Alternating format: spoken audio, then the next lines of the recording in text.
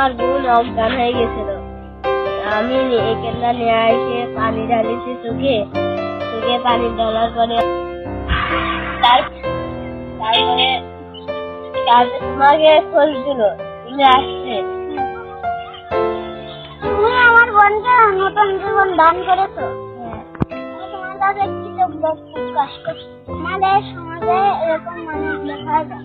আপনাকে দেখে জানো আমাদের প্রতিটা মানুষ একে অপরের বিপদে এগিয়ে আসে। আমার চ্যানেলকে সাবস্ক্রাইব